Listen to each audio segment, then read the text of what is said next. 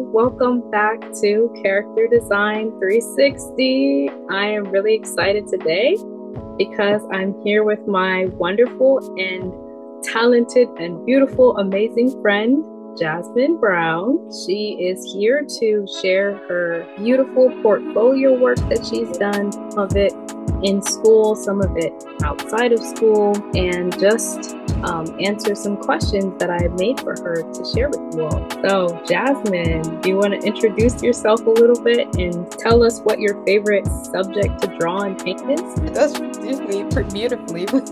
Yeah, I'm Jasmyn. I'm Samantha's friend. I'm also a rising senior at Temple University, and I'm an intern at the Smithsonian.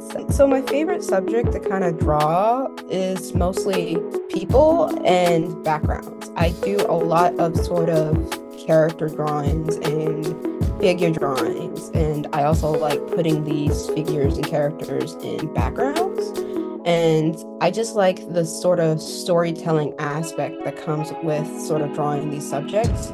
Since when you draw a character, there's a lot of thought that goes into sort of just simple things like the pose, the expression, their clothing, the setting they're in.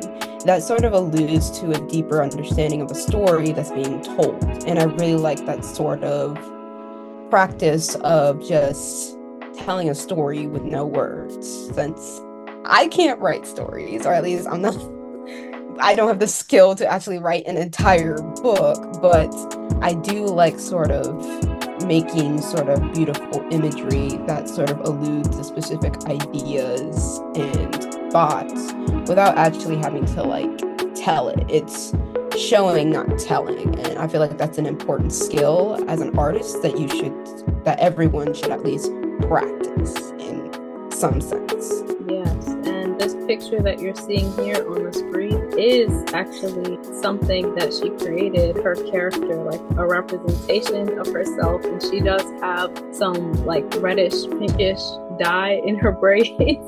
So it's pretty accurate, and I just love her style, especially like the smoothness of the skin. It just looks like butter.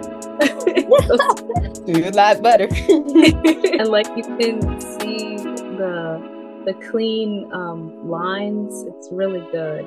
You made this one a few years ago? Yeah, I think it was like maybe 1 or 2 years ago.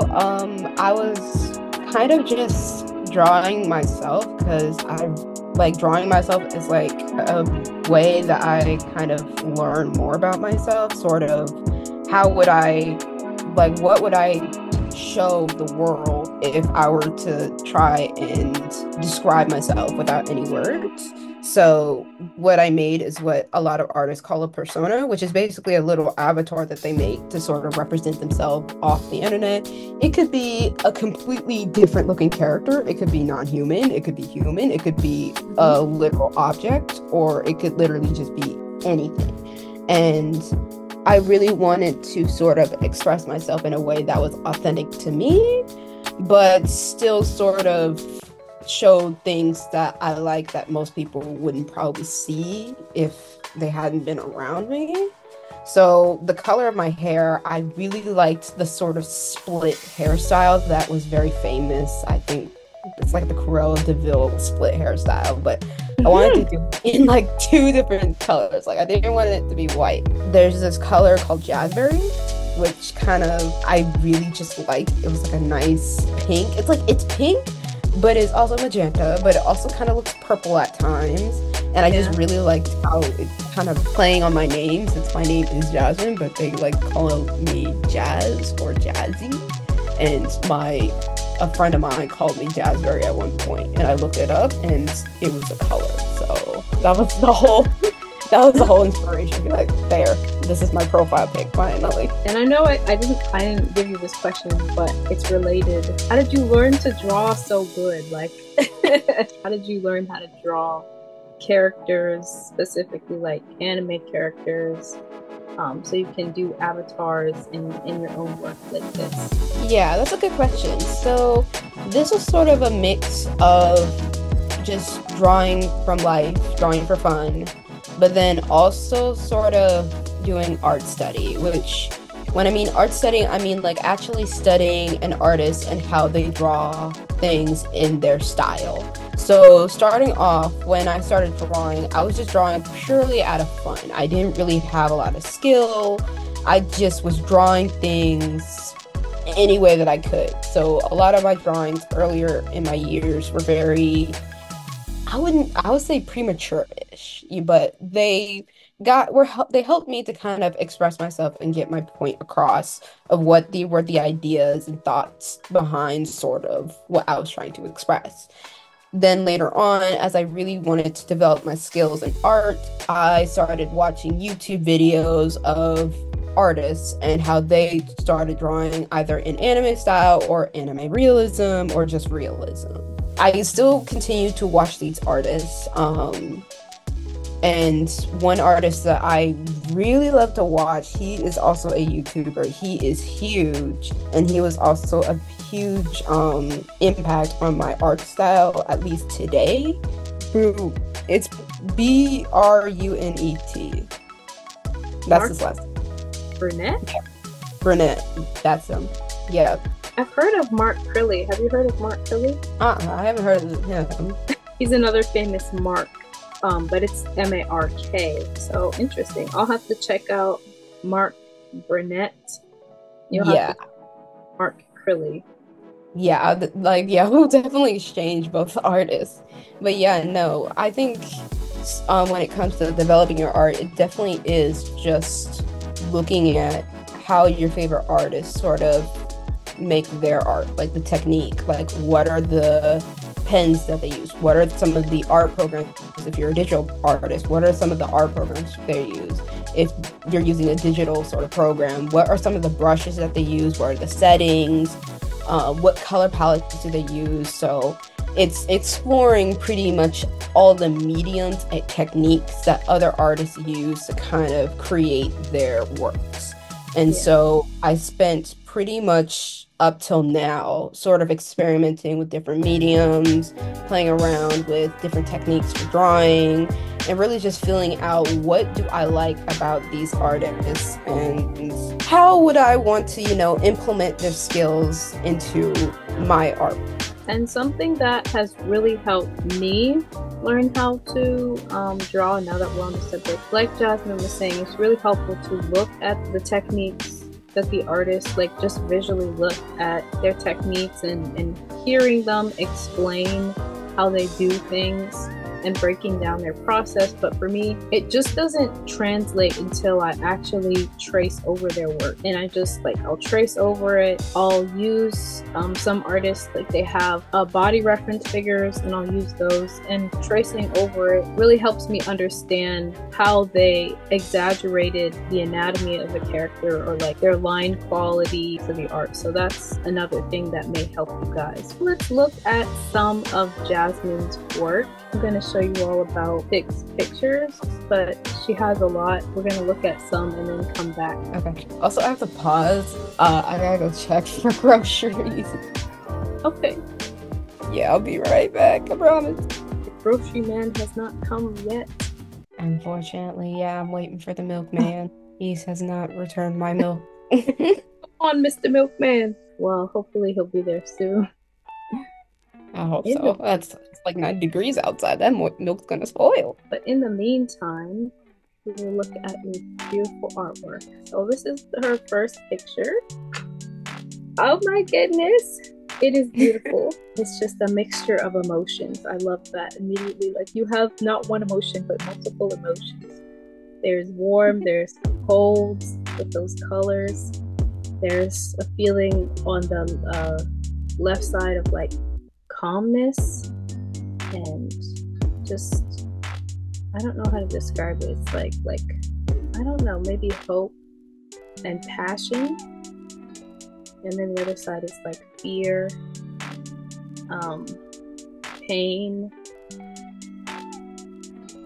Yeah, so what was going through your mind when you were drawing this?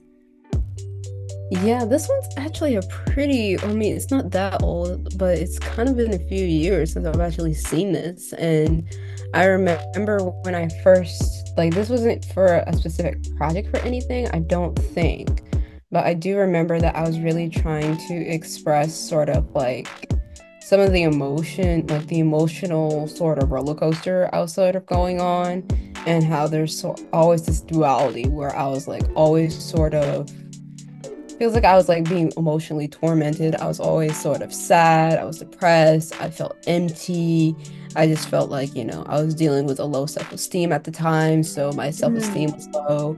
And I didn't really know how to like express or deal with the emotion.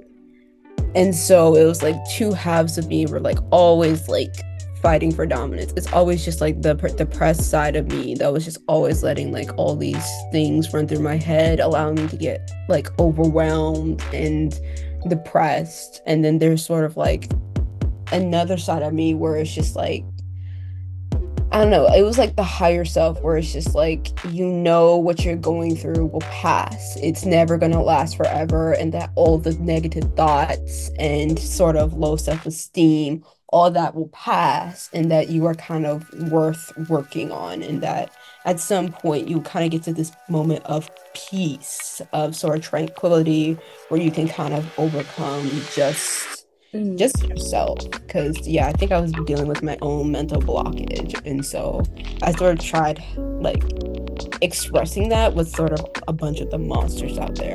I also just really wanted to like draw some practice drawing scary monsters. And this medium, I believe it was my Hohu markers, which are basically alcoholic markers. Yeah, it was mostly alcoholic mouth markers, and of course, I think micro pens that I used. That's really beautiful. And what does the fire represent? I think it was like a new day or new start to the day. Like, it was, of course, like a burning desire. Like, I wanted to kind of offset sort of the cool side, since I kind of use like blue and purple to kind of signify sort of like darkness. And I wanted to kind of offset that with like a warmer color. So I decided to kind of just do like red, orange, and yellow, since that would like signify like fire, like your your hope and positivity is actually burning away the demons and like sort of Mm. helping to kind of like overcome your own mental blockage and kind of look forward to a new day. Wow, that's powerful. And I just love the rib cage on the dress. Just have to say that that is really good. That's a good rendered rib cage there. Interesting.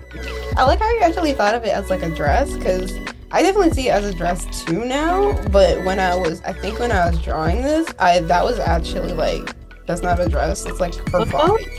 It's Like just it's her. She just has exposed ribs.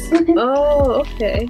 Yeah, but I do like the idea of it being a dress now. Now I want to redraw this and redraw it as a dress. I think you just came up with a fashion thing. Be like, come out with your ribs exposed. Be like, Rib cage, hey. like Like, represent vulnerability. exactly. Okay, let's go to the next one. That's really good. Oh my gosh. Thank you. Tell us about this one. Okay, so this is definitely one of my art projects for like high school. And so basically the goal was to basically make a self-portrait, a charcoal self-portrait of yourself. And so this was my self-portrait. It was my first attempt that I ever made to like actually do a self-portrait. And looking back on it, I still don't like it. Like my family was so impressed when they saw it, but like me when I first like started completing it, I didn't really like how it looked. And that's not a bad thing. Obviously, there's always going to be some artwork that, that's not going to be perfect. And I feel like it's still very important to me. Like my mom framed this in the room, in our like living room, so I kind of have to live with looking at it. But it was definitely sort of my first experience kind of delving into using charcoal as an art medium, and also just putting myself to the test when trying to do more realism sort of drawing, where you're actually drawing from life. We had to like divide the paper up into like like a checkerboard and like do the same thing from like the picture that we were referencing from. And then we had to basically kind of like draw in each box is sort of like a puzzle piece, each part of like the face or the body. And so this was sort of my first attempt, which I would say it's a very admirable attempt since I had never actually done anything like this, especially not with charcoal. Wow, I love the texture. It's just a very nostalgic feeling to it too. It reminds me of those Japanese, like Japanese paintings that they do with black ink, kind of. It's just very, like black and white is a very nostalgic color palette. And this is of you again? This is of you or your mom? Yeah, no, it's me. Okay. And I'm always encouraging everyone on here to draw realistic or just to draw people from life, because it's a really important skill to have. It's really, really important. And as wonderful and fun as it is to just draw anime characters, you really need to draw people from life, or those anime characters, like your anatomy is just not going to be quite right, especially if you're drawing things like muscles. You have to study real human anatomy, like the proportions of the body and the face, and you can only break those rules and make stylizations for your art if you know the rules of real anatomy. So here's an example. Take my wonderful friend as an example and follow it in her path of studying real human anatomy. Yeah, and I will say you can do both. You can study both.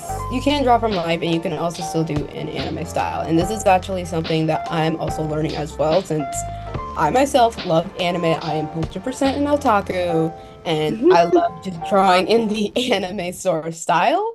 Issue is that anime is becoming now such a widespread sort of style.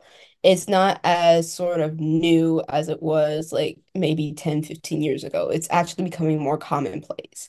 And so if you're really trying to like put yourself out there as an artist, you have to develop your own style. And if you're always drawing in one specific style all the time, you're not really going to develop, and you're going to have a lot harder time to actually gain an audience. And this is something that my illustrative teacher had told me this year, is that when you're drawing from life, you're already developed, you already have a style.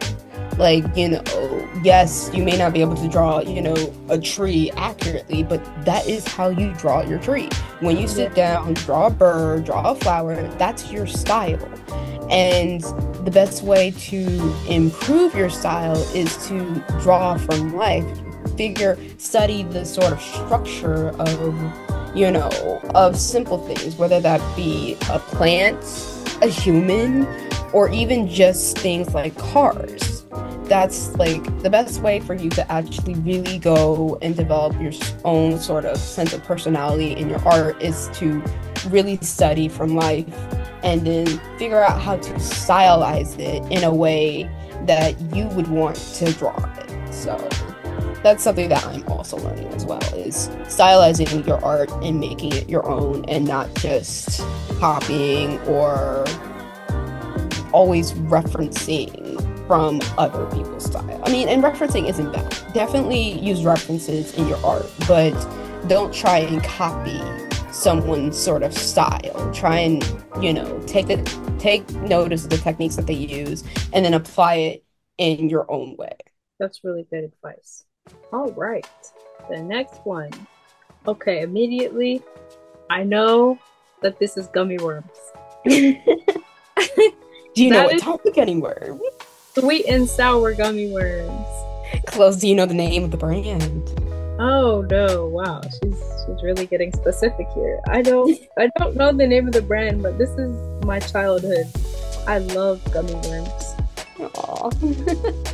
The coolest thing to me when I was little, I was like, oh, it's a worm! And me and my sisters would play with them and be like, we're eating worms! Look, mommy, we're eating worms! I don't know why my morbid little brain when I was younger was just like, it'd be weird if these worms were real and I was just eating it. I was just like, what was wrong with my brain back then? I was just like, what? I was just like, people do eat worms. To each their own, really. To each their own. I mean, I don't know. We were also kind of morbid too, because we would like just we would pretend it was real too, and like we would bite the head off and be like, So that's it. That's messed up, but that's what we did. So what inspired you to make this one? Why did you include this one?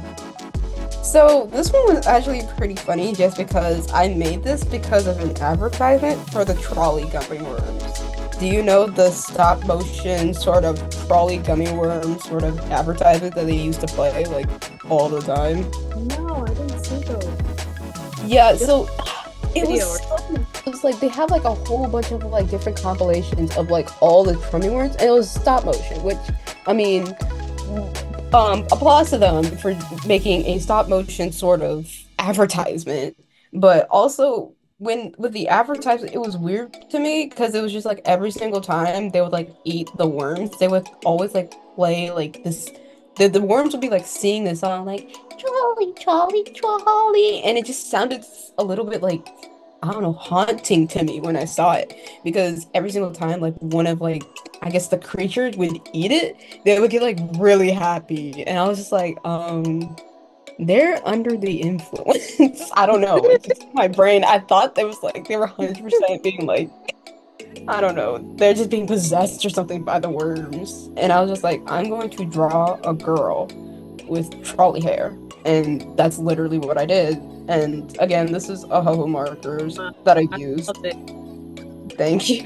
Yeah, and I tried like writing the name of the gummy worms in the background. So that's where you see those letters. It's supposed to be Trolley, and then her name's supposed to be Angel. So she's Trolley Angel because she has like trolley worms for hair. Her whole name. Her first name is Trolley. Her last name is Angel. I love it. This is making character designs out of famous candy brands. That's a really good idea. That's something I should do too. Like just thinking of a candy brand that you really like. In fact, we should do that in one of our future videos. Like just we should character that I choose a candy brand and then make a character out of it. But you can't choose gummy worms because Jasmyn already did that one. I was like, oh my gosh, I forgot Nosy because I completely forgot about this girl. I was thinking about her in the back of my mind, but I like did not draw her ever again after this. I'm gonna do that. I'm gonna draw an updated version. Yeah, you should redraw her. That would be cool. Yeah, that would be awesome. Yeah, and have like a whole lore behind her and like the trolley gummy-verse, the trolley-verse. So I think that was number 3. Whoa. You know, what I'm really loving about Jasmyn's portfolio so far is it is so dynamic, and you really want to make sure that your portfolio is dynamic. And it's hard when you're a character designer and all you want to do is the character, but you really need to know how to do backgrounds and objects. Because I mean, just look at this. Just amazing. So tell us about this one. Yeah, so this was another project assignment that I actually got in college. So this one, I think the goal was that we were supposed to draw like an imaginary space, but we were also supposed to play around with perspective. And so immediately I thought of, in my imaginary space, I wanted to be like similar to like the back rooms, where it's just like it's like infinite, there's really no end, and every single space that you enter is always different, there's always different perspective, there's always something different existing into it. So originally I had actually made this is all I think charcoal and pastels, the Prisma pastel crayons, and we were supposed to make the space represent who we were. And originally I didn't really know what I wanted to do. I just knew that I wanted sort of a space where you have a bed and then you have like 2 other spaces on both sides where they go into different sort of settings. One goes into like a garden, another goes into like a very expansive cathedral, like a Gothic cathedral. And then I added in another sort of like hole in the roof where it's just like there's like another like land, it's like, I don't know what I would describe it, but it's like more of like a horror land where it's just like a bunch of geometric, dark looking It, structures. it looks like the other ones look so, they look like, even though they're unfamiliar, not, I won't say unfamiliar, but like they're otherworldly. They're very inviting, but that one at the top, it just looks like you don't want to go there. Yeah. Yeah, that's what the vibe I was going for. And it's just like they're supposed to kind of like represent the things that are kind of important to me. So, um, the one on the left, that's sort of more just like I wanted it to kind of like represent or like allude to sort of Japanese sort of culture. Since I really took like at this point in my life, I really took a lot of inspiration from like Japanese culture, their philosophy, their art, their sort of architecture. I love sort of the idea that they sort of had this sort of balance between like man structure and nature. Like um Asian culture is known for basically always having like a sort of reverence for nature. It's like they don't try and force nature on or force themselves onto nature. They always try to coexist with nature. And I feel like that kind of like very much like represented my personality, especially like my carefree sort of personality. So I basically thought of a garden with all my favorite flowers, and it was like gonna have like a bunch of Japanese structures in it, along with the sliding door. Whereas the right is going to be more sort of religion and also, I guess, alluding to more of my mental space, where I take religion very seriously. I am a Christian, um, and I very much try and live my life pretty much in the eyes of God. And oftentimes that can lead to a lot of conflict within myself, since I struggle, of course, with mental health and just self-esteem or self-worth. So I really do turn to religion, but also to developing myself as a person to really just help myself grow. Also try to kind of express this with the different colors representing different emotions. And then with like Mary and I think it's baby Jesus, Mary and baby Jesus at the end, kind of like inviting you to kind of come and meet them. I was not able to get the silhouette looking. It's a little, I do like how it's a little abstract, but Yeah. yeah, it's like there's like a like holy light at the end, and then like the statue is supposed to be Mary, no, baby Jesus and Mary, since I think in a lot of Gothic cathedrals they have like every single one has some form of like religious figure, whether that be Mary herself with baby Jesus or just Jesus. And I decided to do Mary and Jesus. To all of you all who are watching, Jesus is the only way, the only truth, and the only light. And we just have to share that with you. Amen. So go into the light. Go into the light. Don't go into the dark. Go into the light. Follow Jesus. Yeah. And then the last, or second to last. Yeah, second to last one is sort of the bedroom.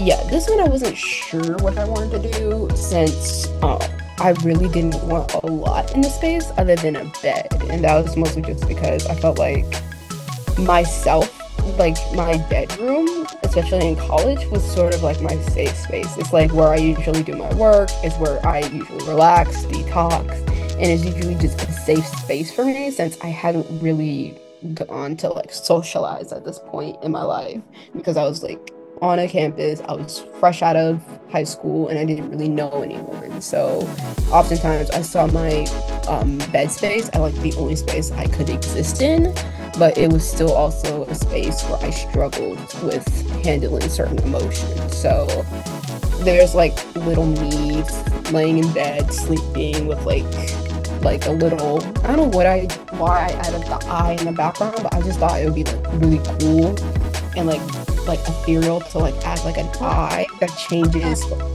Yeah, it changes like depending on the day. So if it's nighttime, the eye shows like the moon, and if it's daytime, it shows like the sun in the sky. Yeah, and the bottles on the floor and on the shelves were sort of kind of represent sort of like bottled emotions I and was like wondering if that's because you're talking about emotions.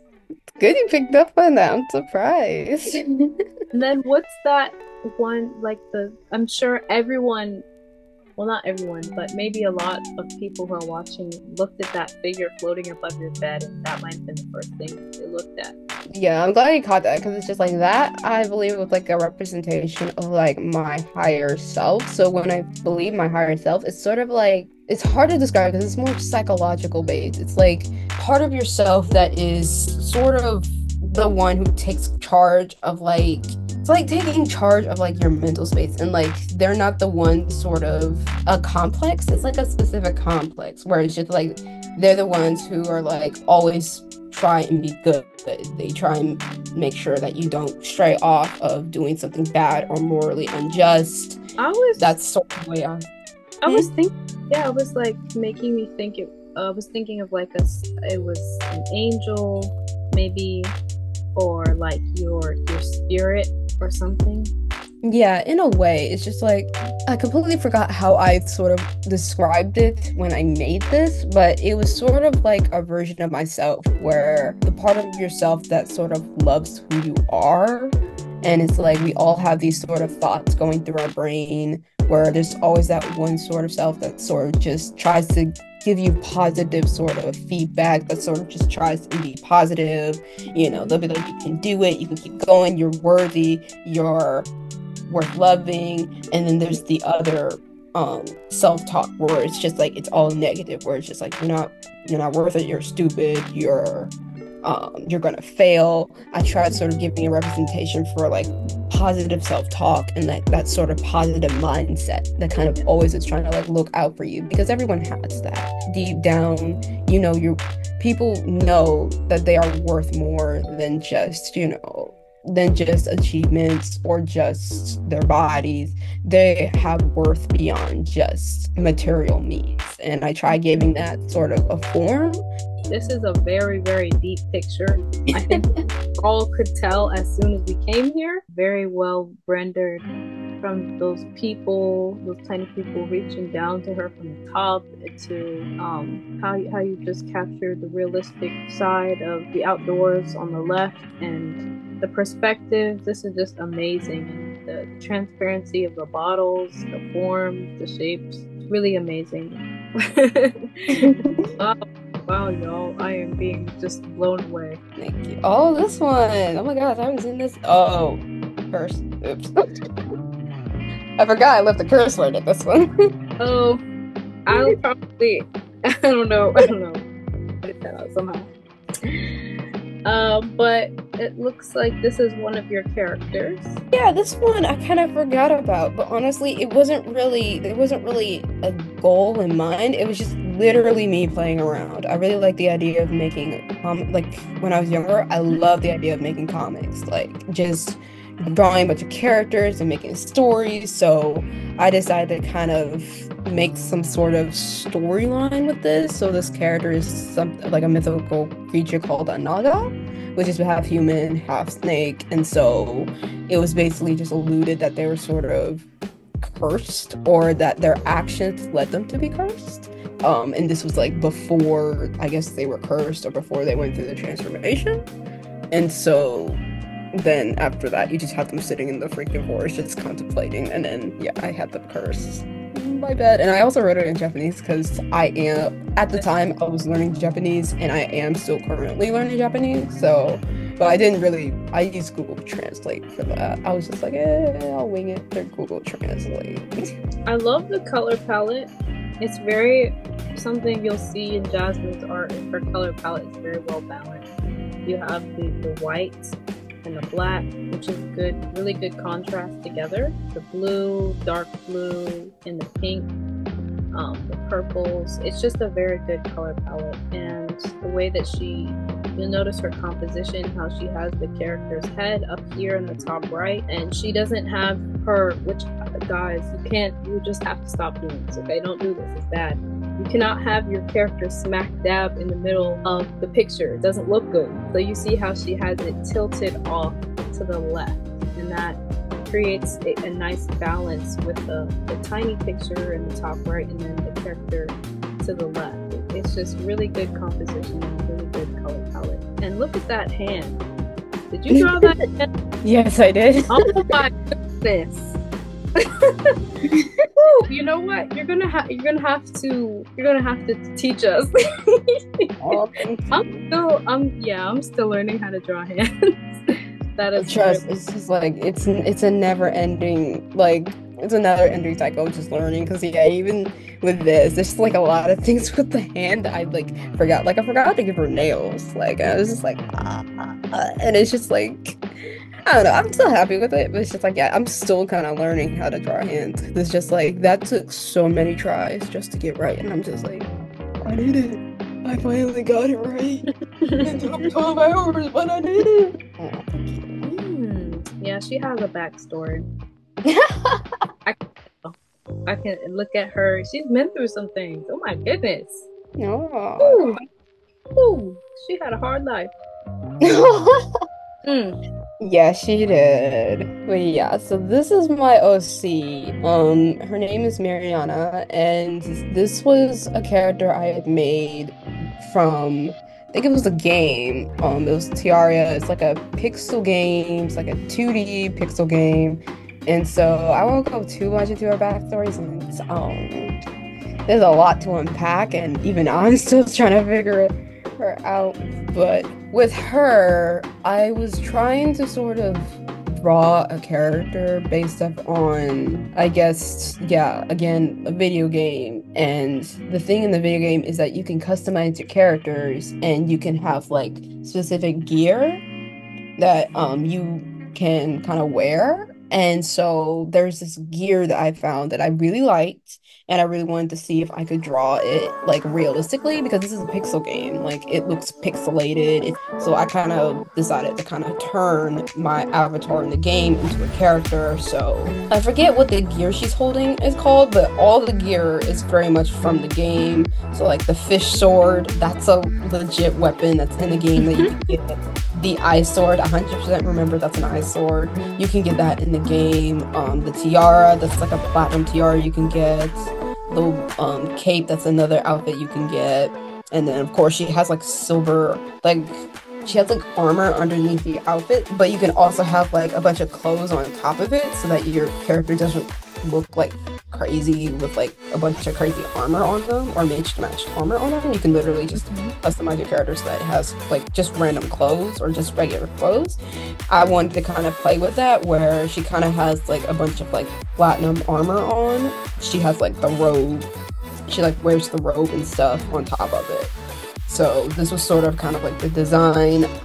The lore behind it is that she's like an ice wielder, and that because of her getting betrayed by a team, like one of her team members in the past, she kind of went on her own to kind of like build her own sort of, I would say, kingdom or like her own sort of legion where she's basically the ruler. And so she kind of like rules over all of like the NPCs in the game. She rules over all of them, protecting them, and basically killing all of the bosses that are in the game. I still have a lot to like draw with her. I actually made an animation of her for a contest that another YouTuber had, like I think it was like 1 or 2 years ago, and I made an animation of her not too long ago. And I also got some critiques on her designs that were really good and that I need to kind of get to getting around to kind of editing her because she looks good, but it's very, very one color. Like I definitely wanted to add a lot more color, especially to her like robe and everything. Her hair is just beautiful. Yeah, I actually played around with, I think, so I used Procreate to make this one, and a lot of my digital art I use Procreate on. One of the things that I played around with was a gradient map, which is like a setting in Procreate where it uses grayscale or values of color to sort of fill in or sort of change the colors a specific hue. So like if you have grayscale, you can change the sort of grayscale into like pigmented color based off on the values of each color. I think I used it. Yeah, I don't think I used grayscale for anywhere else but her hair, but like I think I played around with the color values, and I just gotten this nice sort of color where it's just like her hair. It's like it was it turns purple. It's like purple, but then it turns like a pink, and then the pink turns like blue, and I just really liked the way that looked. So I kind of just kept it and kind of made it a part of her like character. So I am very proud of that because it's a very distinctive sort of style for her. I love this. Your character should look like this, by the way. Obviously, you're not going to know about the character until like you watch the show or you read the comic or manga or whatever. You should be able to look at a character and fill in the blanks in your mind of who they are, what's important to them, what kind of life they've lived, what kind of story is being told. You look at this character and you can see all of that. And as I tell you all the time, to think about the silhouette. This has an amazing silhouette. And to think about just having multiple objects that are significant to the character. It's just doing all of those things, and it's very, very appealing. And I love the quality. You can see the texture of this. The suit that she's wearing, the knight armor, like it looks like metal, and that's really cool. And again, the anatomy is really good. Thank you. So we'll look at the rest of her artwork, but first we're going to do more questions. So Jasmyn was accepted into Temple University, and that's where she is. She's in her 3rd year, and that's in Pittsburgh, Pennsylvania. So were you accepted into other art programs, and why did you choose Temple University? I don't think I actually applied specifically for art programs. I feel like I was definitely accepted to other colleges, and in order to get into their art programs, you did have to kind of join the college, but I did visit a lot of the other colleges' art programs, and I think the main reason why I chose Temple was because of like personal preference. Like I wasn't just looking for somewhere to develop my academic skills as an artist. I was very much looking for some place where I could actually grow and develop as a person. There were like a few requirements that I needed for a college to fulfill in order for me to actually like go to it. Of course, the art program, it had to have an art program at one point. However, I didn't exactly want to just go to an art school. I wanted to actually experience other sort of subjects or majors that are possible for me to kind of explore or go down if I wanted to like change my profession from like an art student to maybe like a different student, like a engineering or biology or marine biology. So just in case if I wanted to sort of switch majors. Art school could have been an option, but I definitely wanted to explore more options beyond just art. So going to a specific art school was not really, that wasn't in the card. The second requirement was that it had to be far enough from where I live permanently where I could, you know, consider it away from home experience, but also close enough where I could like still go home and still see family. So, and then another thing is that I needed the place to be diverse. I wanted to meet different people from all walks of life. I did not want to go to a college where it's just like, oh, it's just one group of people and it's only one group of people at all times, because I felt like I was gonna like stand out like a sore thumb. That was one of actually the reasons why I didn't go to one of like my 3 choices, was because it was like it was not diverse at all. There was like one group of people there at all times, and I felt so self-conscious because I'm just like, oh my gosh, they're gonna know everything. I'm gonna stink out. Oh my god, I'm gonna embarrass myself. I don't know. I just really just like meeting new people and seeing life from other people's perspective. So being in a very diverse crowd was very important to me. Out of all the options, Temple was the most logical and also kind of the most affordable, if you can even call college affordable nowadays, but it was sort of the best option for me. And you know, even though I kind of don't like being in the city, I don't like being in Pennsylvania at all, I do appreciate all the experiences I get from being on Temple's campus, the schooling. I think at Tyler, they are awesome. All my professors have been like very just cool and very helpful when it comes to developing myself as an artist. And was there any close seconds? Or I probably would have gone for NC State had I kind of had my younger self seen sort of all the things that I went through when I went to like Temple, my younger self would be like, yeah, I'll choose NC State. But the issue was for me to go to NC State, it wasn't a guarantee that I would graduate within 4 years, which was the whole goal, was that I get out in 4 years because of their art course, I think, for graphic design at NC State. It was like a low possibility that I could go to NC State and get my graphic design degree within 4 years. They were thinking about adding like an extra year or two, which Temple had the same sort of dilemma, but they actually kind of gave me a plan where it's still possible for you to get an art degree within 4 years, even though you're not coming into Tyler, which is the art school that I was trying to get into at Temple.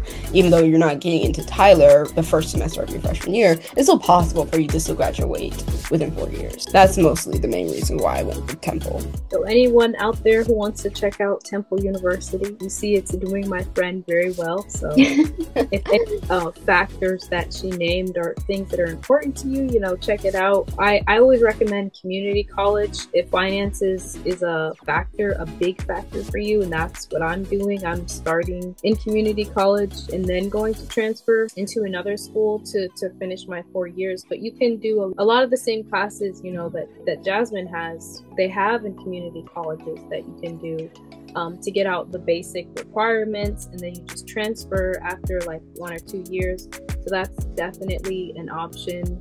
But you can look at, PGCC, you can look at art school, like specific art school that's in Maryland I think it's MICA, Maryland Institute College of Art, so you can look at that one. But yeah, there's just a lot of art schools. I might edit this and put some names on the screen, but there's just a lot.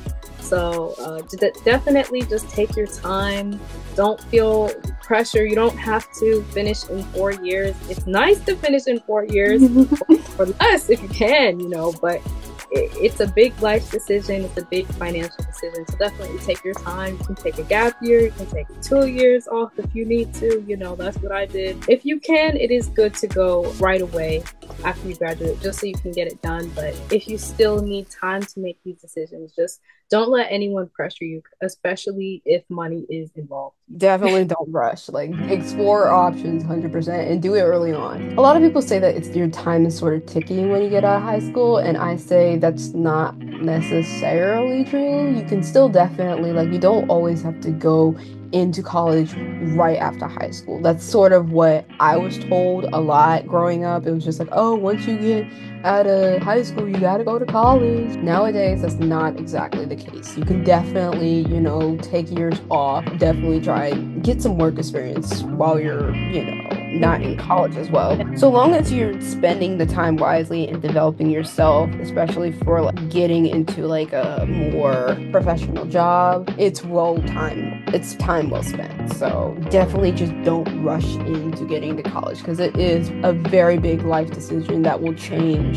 your life forever. Plan ahead, look at what colleges sort of have what you want, especially when it comes to deciding whether if you're going to live off campus or on campus, if you want to stay home or if you just want to live on a dorm and experience what dorm life is. Not just going for the program, but also going for life experiences, especially if you're someone who prior to college, you've just been home and at church and these small circles, which is really good, to build community and values. But we do have to get accustomed to just being independent, so that's another factor to consider as well. Yep, you're gonna be living there for the next few years, so choose wisely. Next question: what are your favorite classes in the graphic major so far? Graphic design major. Interesting. So, I actually have 2 favorite classes. My first one, hands down, is my illustration class. That's where you actually sit down and draw, because there's this mild misconception that graphic design is just drawing, traditional wise, which it can be, but that's not really what graphic design is. That's what we call illustration. That's where you kind of draw and make designs. Well, yeah, you basically just draw and illustrate things by hand and try and do some storytelling with imagery, which Graphic design does as well, but sort of it's a lot more broader. Graphic design is more corporate version of illustration, where you're basically designing things to fit a specific purpose. You're expected to basically know how to make branding, do some branding, make logos, do packaging, do web design. It's a whole broader subject. And so what I really liked about illustration is that I really got to hone a skill that I really just enjoyed, which was drawing. But my teacher took it a step further and kind of had us draw things that we didn't draw on a regular basis, explore art style and techniques, and to kind of hone in on our own technique, but also develop and look at other different techniques to draw, and also just drawing subjects that are part of just the mundane life. Out pretty much just drawing pretty much everything from like cars, food trucks, lamps, mailboxes, fruit. We were basically told to pretty much draw and then sort of try and tell a story with drawing. I think one of the projects that we did, we had to make an icon using one specific subject, but only 3 colors. For me, I did fruit, and then the fruit that I chose, we were supposed to do like 6 different subjects, so I did 6 different fruits. So I did a blood orange, a pomegranate, an apple. We did 3 fruits, and then we kind of had to make them look unified, not just with color, but also with form. So if I had an apple cut in half, I would have to have the orange or the plum or the pomegranate sort of cut in half. If the mango, because mango is basically just a yellow spear looking fruit, if I was going to do mango, how could I allude that it was a mango without it just being a yellow looking circle thing? How would I add like the diced sort of lines you have when eating a mango, or would I just have it cut in half and just change the color from like yellow to orange or something? There was a lot of like thought put into it. We were pretty much encouraged to kind of draw a different subject every single day, draw from life every single day, and it was just a really fun time. Technically, that's not graphic design, but it's still part of the graphic design program. My pick for my favorite graphic design course would be typography. So typography is basically just playing with fonts. It's playing with lettering, the anatomy of letters, and how sort of changing things like the stroke or the stem or the ascender and descender of a letter can kind of affect how it looks and how it come across to the reader.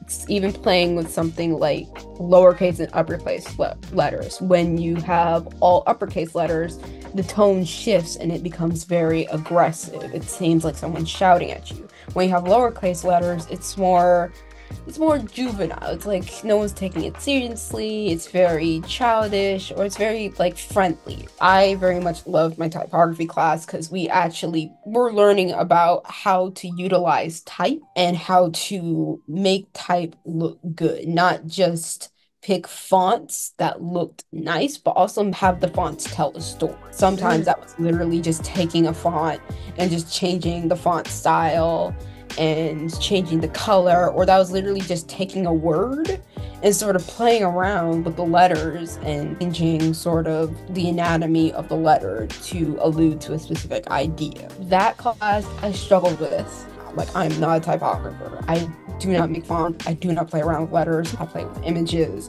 So it was very hard, but it was still very fun because I was learning a different subject that I sort of knew. I just wasn't very aware of. It's like, you know, type exists, but you don't exactly know all of the details and the intricacies that go into making font styles and different type.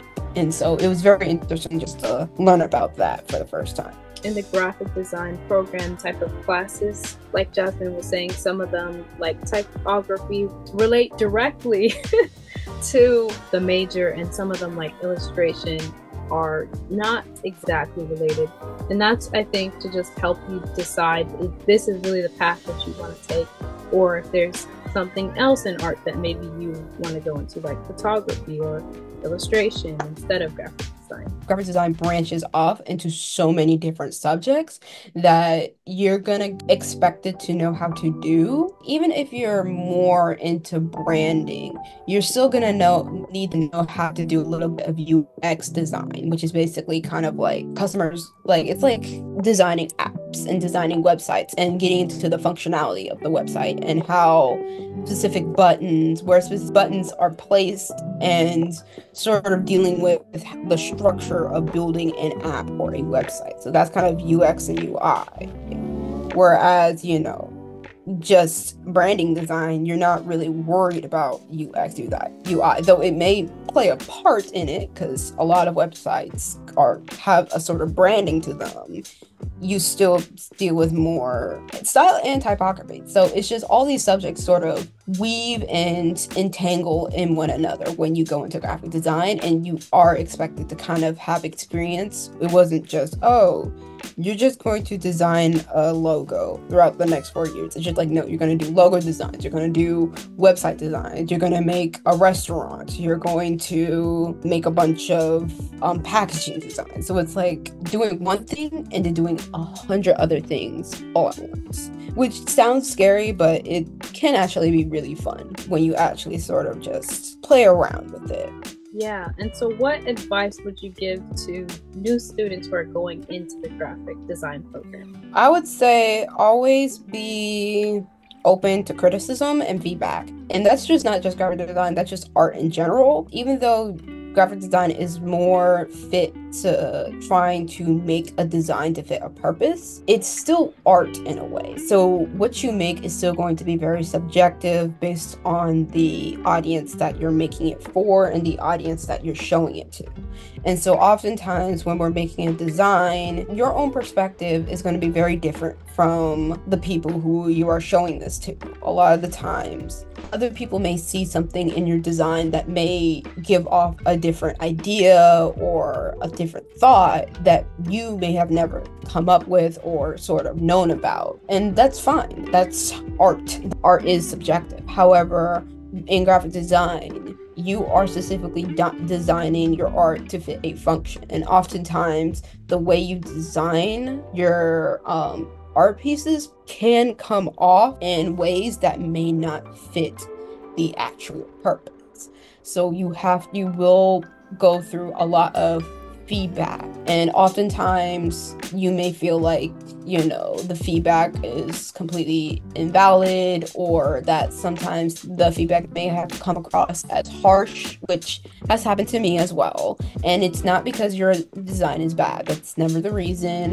And it's not because people think you're stupid or think you're not good enough to be a graphic designer. That is never the reason.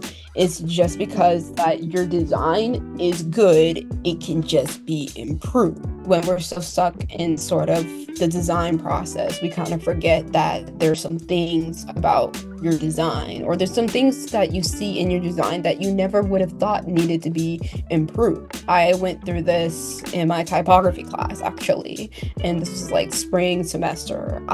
We were tasked to design a magazine, and we were supposed to design it based off on a specific theme. I chose travel and health, design it based off of an article of the same theme. I sort of designed the magazine on blue zone countries, which are basically countries with the highest life expectancy because of healthy lifestyle. This is a typography class, so you're supposed to put a lot of emphasis on the typography and put a lot of focus on the typography, and I didn't do that. I was trying to do a lot of imagery-based designing instead of typography-based designing. From the cover, since I couldn't even get past designing the cover just looked so slapped together. It didn't put thought. I wouldn't say there wasn't a lot of thought put into it, since I spent like hours working on it, and like it'd been weeks since I had continued working on it. So I put hours and hours of work into it, trying to make the imagery look good, trying to make the text sort of blend in with the imagery. And I was expecting that my teacher would kind of give me a little bit positive feedback, being like, oh, I can see that you improved, but you still need to kind of improve in these areas as well, which I was going to be totally fine with. And when I got into that Zoom class, my professor tore my design apart. She was just like, you're still not handling the typography. Like, why is this like this? Why is this like this? This doesn't look put together. It very much looks haphazardly thrown together. It hurt. It did hurt, hearing that after hours and hours of work. It did hurt. I did sort of felt bad, and I definitely needed to kind of ask my teacher to kind of give me a break between the critique and kind of lead the Zoom, which I would definitely check with your professor if you ever kind of feel like the critique is too harsh and you just need to kind of like take a break. I would definitely kind of express that to your professor or to whoever's giving you the critique. Give yourself that time to kind of just process your emotions or process whatever's going on, and then sort of go back into the critique again and kind of just ask more questions about the design, or even just talk about what specifically about the critique that you either didn't like, if you feel like the critique wasn't helpful, or just about the design that you feel like you want to keep, or about the design that you feel like is still significant to keep. What I ended up doing is I ended up kind of talking with my professor after the critique, and sort of also trying to take into account what she was saying, because a lot of what she was saying was right. It just came off very harsh. She was repetitively speaking about specific parts of the designs. It was kind of like rubbing salt in a wound, having someone kind of like point out sort of the same mistakes over and over and over and over again, even though I really wanted to keep the sort of design that I had. After hearing what she said, I kind of just processed what she was saying and just said, okay, let me actually try it, to apply what she's saying critique-wise. Let me see what I did with my design, where I went wrong with my design, and how I can improve upon it. Basically went back, sort of kind of scrapped all the imagery stuff since I was sort of getting away with the design. Scrapped all that, kind of got my typography together, really picked out some really nice font that alluded to health and travel, but not in a way that felt like so corporate. I was actually able to come up with a really nice design that I even think was way better than what the design I started off with. And, I was able to actually see that because I was so stuck on trying to keep my old design, even though it wasn't helping me, I wasn't able to actually grow and develop my work for like weeks on end. And it wasn't until I got that feedback that I was able to actually really develop and make a really nice magazine design. The majority of your work will go through some form of feedback. It's always good to kind of keep an open mind and an open heart to said feedback, because oftentimes you're going to be given feedback that may not be useful to you, and that's okay. You're not obligated to take that feedback. This is your work at the end of the day. However, you want to make sure that your work definitely achieves the purpose that it's made for.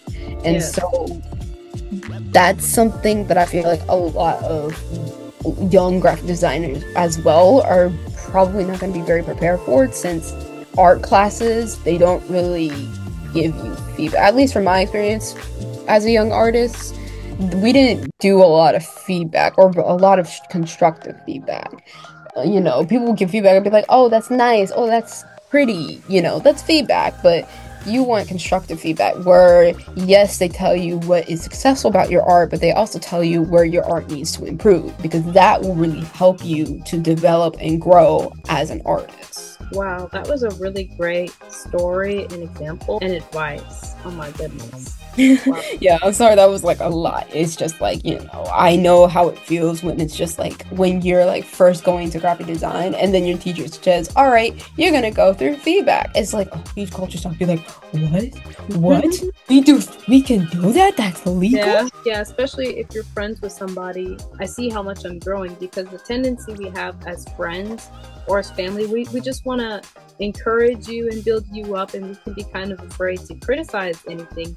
And even if we do see something that may need to have work on it, we're not exactly sure how to explain that to you. You have to really learn how to accept your teacher's criticism.